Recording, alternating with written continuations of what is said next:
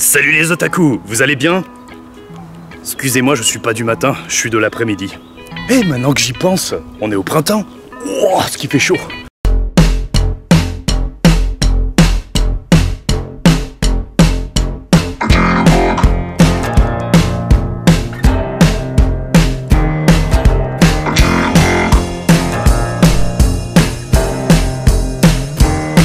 Il fait tellement chaud et en plus, il neige du pollen. Il neige du pollen.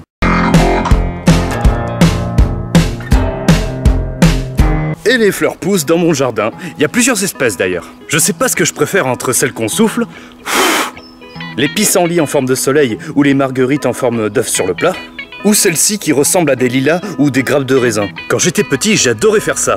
Hop. Ah, là je me suis loupé. Quand j'étais petit, j'adorais faire ça.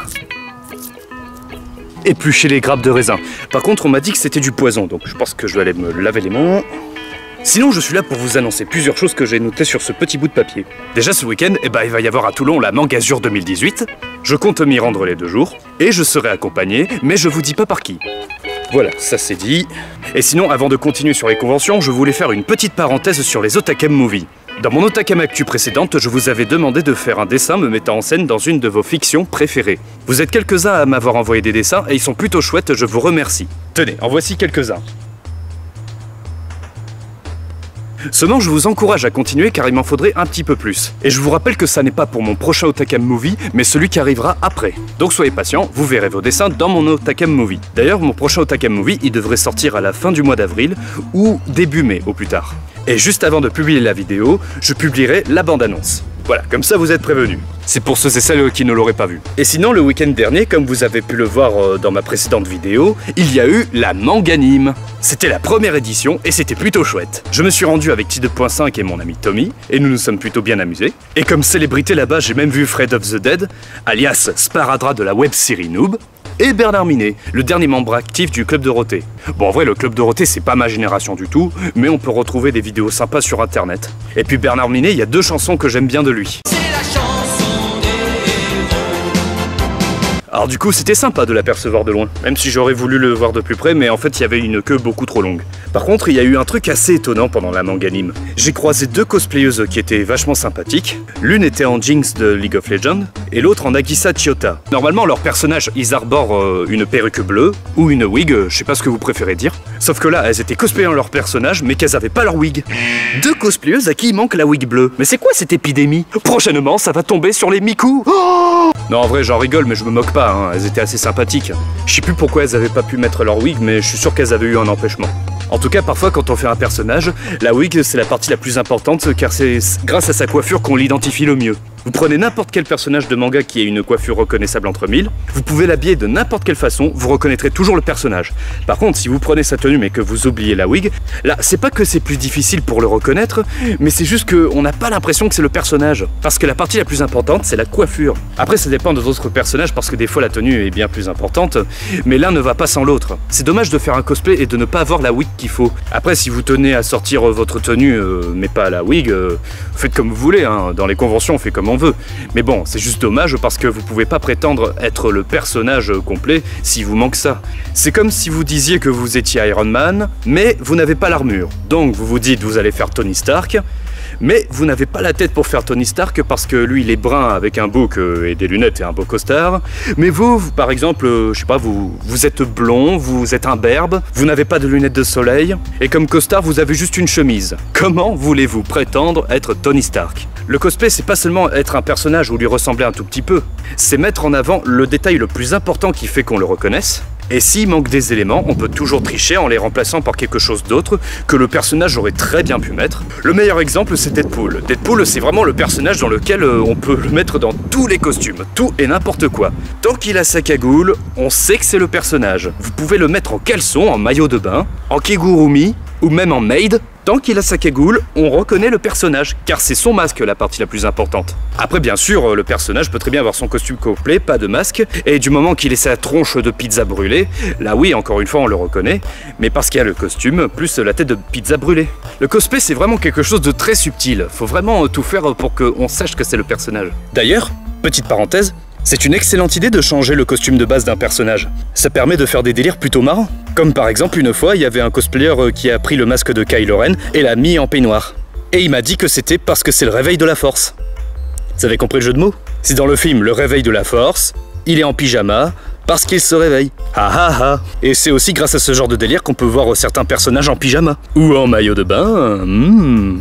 Pardon. D'ailleurs, si un personnage avait tout le temps la même tenue, ça serait même pas marrant. Ça ferait comme Karl Lagerfeld. Même moi, Otakam, j'ai plusieurs tenues différentes. Et s'il y a des rageux qui disent que le personnage n'est pas censé être différent, vous pouvez leur dire d'aller se faire foutre. Si vous voulez faire comme moi un Deadpool version badminton, avec 3 raquettes pour imiter Zoro dans One Piece, faites-le. Ou si vous avez des délires ou d'autres idées sur des personnages que vous aimez bien, mais que vous n'assumez pas trop de le faire, faites-le quand même. Faites-le. Le cosplay, c'est pour s'amuser. Après, quand on s'en occupe tout seul et qu'on a quelques difficultés, c'est dur d'avoir du recul là-dessus. Je peux comprendre, moi-même j'ai fait des trucs pas terribles, et une fois qu'on m'a aidé, on m'a fait remarquer certains détails qui étaient un peu nuls dans certains cosplays que j'avais fait, ou que j'aurais pu faire autrement pour qu'on reconnaisse mieux le personnage, et ça m'a bien aidé, voilà. Mais encore une fois, c'est pas grave. Moi je dis, mieux vaut venir en tenue incomplète plutôt qu'en civil, c'est déjà plus intéressant, mais ça voudra pas dire qu'on incarne le personnage parfaitement. Enfin bref, c'est mon opinion, vous en faites ce que vous voulez, elle est pas très importante. Sinon, cette année, vu qu'il y a eu la Japan Expo Sud 2018, il y a quelques trucs que j'aurais dû dire là-dessus. Déjà cette année c'est trop cool, comme cosplayer venu de l'étranger que j'ai rencontré, il y a eu une danoise qui a fait Marinette du dessin animé Miraculous Ladybug. Oui, elle était danoise, elle venait du Danemark, c'est trop cool. Avec elle j'ai pu communiquer en anglais plus ou moins bien. D'habitude je me débrouille un petit peu en anglais, mais là j'ai vraiment eu honte parce que j'arrivais pas à trouver les mots.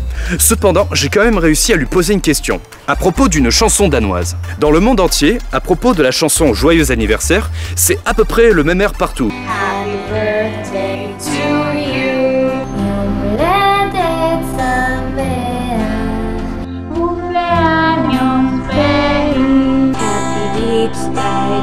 you. 祝你生日快乐。誕生日おめでとう。Zum Geburtstag feiern. Malika Young Bhakti. Joyeux anniversaire. Bon, enfin bref, vous connaissez l'air. Et au Danemark aussi, ils ont le même air. Cependant, ils ont aussi une autre chanson qui permet de souhaiter un joyeux anniversaire et que j'avais découverte sur YouTube. Voilà ce qu'elle donne à peu près. Emmanuel har fødselsdag, og det har han jo, og det er i dag. Emmanuel har fødselsdag, og det har han jo i dag. Og hør nu her, hvordan vi alle spiller, og hør nu her, hvordan vi spiller vil. Bling, bling, bling, bling, bling, bling, bling. Et du coup, comme elle était danoise, j'en avais profité pour lui demander qu'est-ce que c'était que cette chanson. J'en ai profité, ouais! Et en gros, oui, elle m'a expliqué que c'était une chanson locale et traditionnelle pour souhaiter un joyeux anniversaire à quelqu'un. Et que ça pouvait se jouer avec n'importe quel instrument de musique pendant le refrain sans parole. Le refrain sans parole, enfin je me suis compris. En gros, dans la chanson, il y a des moments où on n'entend plus les voix, il y a juste des instruments qui jouent.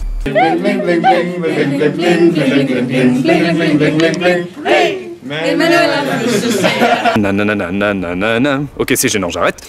Bref, j'étais surtout là pour parler de la Japan Expo Sud 2018. Quelle autre anecdote il y avait aussi? Ah oui, le top 20.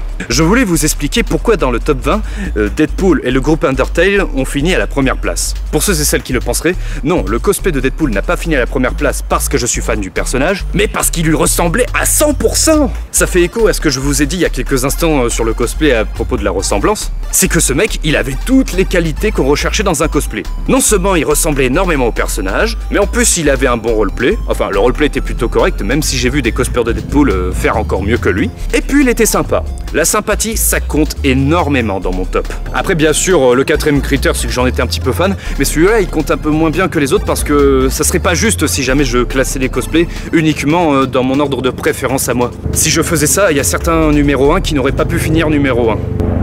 Ah, un hélicoptère. Enfin voilà, ces 4 critères sont importants. La ressemblance, le roleplay, la sympathie, et si j'en suis fan. Mais ça, celui-là, il compte pas beaucoup, hein. Il est pas très important, même s'il m'influence un peu parfois.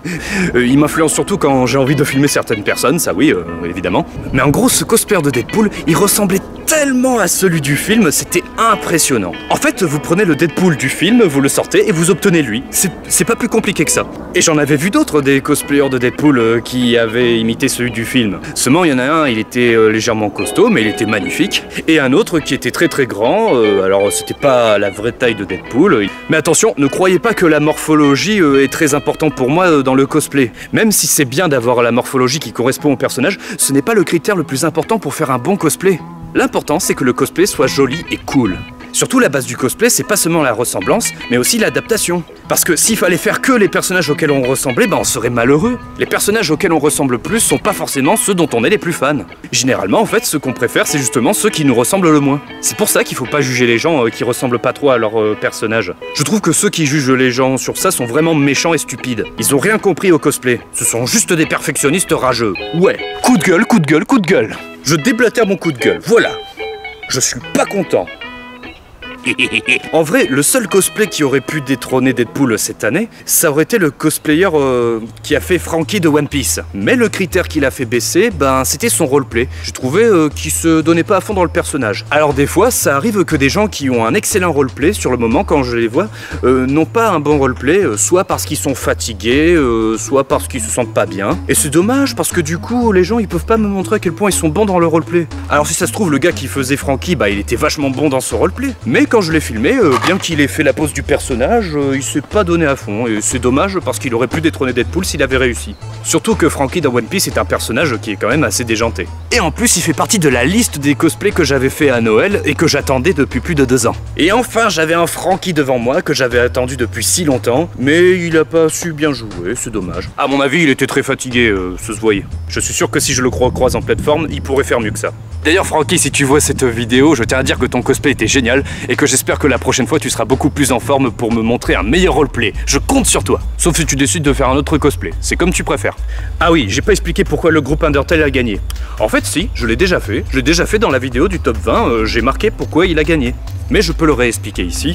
Même si ce sont pas les plus beaux cosplays, voire même des cosplays qu'on qualifie de cosplay placard, c'est-à-dire un cosplay qui est fait avec les moyens du bord, mais qui est à peine ressemblant. Voilà, je pense que la définition c'est à peu près ça. Je m'en foutais que ce soit des cosplays placards. Ils étaient marrants, ils avaient de bons délires, ils étaient nombreux. On m'avait annoncé pendant la Japan qu'il allait y avoir un rassemblement de cosplayers d'Undertale.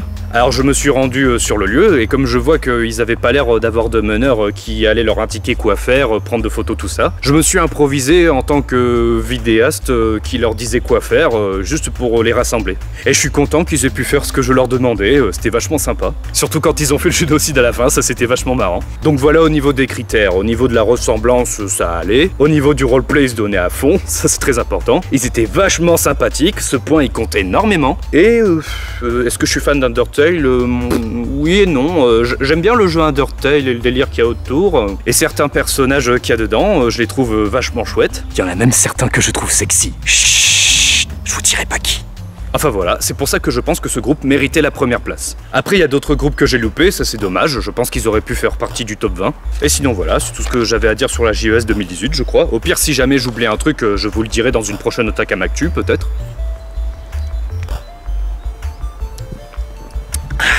J'aime bien le goût de cette boisson depuis mon Otakam Movie sur The Picnicking Dead lorsque j'ai vu Daryl en boire. Mais attention, c'est bourré de produits chimiques mauvais pour la santé, et en plus ça fait accélérer le cœur pour rien. Ne consommez pas trop de boissons énergisantes, c'est très mauvais pour la santé. Enfin voilà, c'était l'Otakam Actu du mois d'avril 2018, je vous dis ciao et j'espère que les prochaines vidéos vous plairont. Peut-être que dans la prochaine vidéo, mes cerisiers vont donner des cerises, qui sait, peut-être que j'en partagerai avec vous. Ah bah non, c'est vrai, vous êtes de l'autre côté d'un écran. Enfin voilà, la vidéo est finie, donc je vous dis ciao, à la prochaine. Oui, j'aime bien les chiens mécaniques, hein, mon chien? Sauf qu'il ne marche pas. Il roule. Bye bye.